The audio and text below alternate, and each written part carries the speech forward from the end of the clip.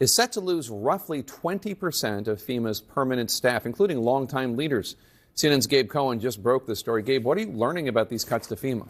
So, Jake, we're talking about about 1,000 workers in this. But what is most alarming here and most noteworthy is that we're talking about a ton of FEMA's senior leadership, people with the most institutional knowledge who play critical roles during disasters, who are taking these voluntary DOGE buyouts and choosing to head to the door rather than stay at the agency. And having talked to about a half dozen sources at FEMA about this, the primary reason seems to be that people are just fed up working there, given the attacks that they have faced in recent months.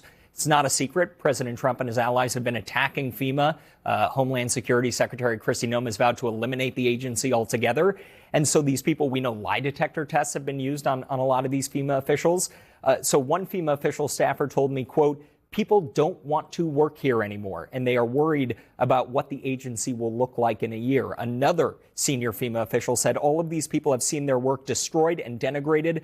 They started seeing that FEMA might actually be killed. So there is a lot of concern about what this is going to mean come hurricane season, just a few weeks away, given that this is just one aspect of the staffing reductions FEMA's facing. And we're also learning that the Trump administration prioritized emergency funding, specifically to a couple Republican-led states. What are you learning about that? Yeah, so we know that last month, Jake, there was a massive backlog, more than $100 billion in grants and disaster relief that were really just sitting at FEMA because the staff there was waiting on guidance from the Trump administration on how they could send all of that money to cities and states around the country without violating the president's executive orders around immigration funding.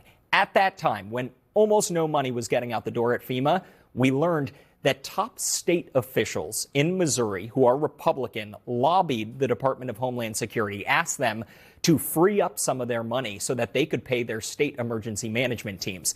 That request was forwarded along to FEMA. FEMA's acting administrator, who's a Trump appointee, directed staff to start prioritizing payments to Missouri and get those out the door. And then another directive last week came to those same FEMA staff members saying this time prioritize payments to Virginia. To be clear, DHS, the White House, deny any preferential treatment to red states, but certainly officials raising concerns. All right, Gabe Cohen, thanks so much. Appreciate it.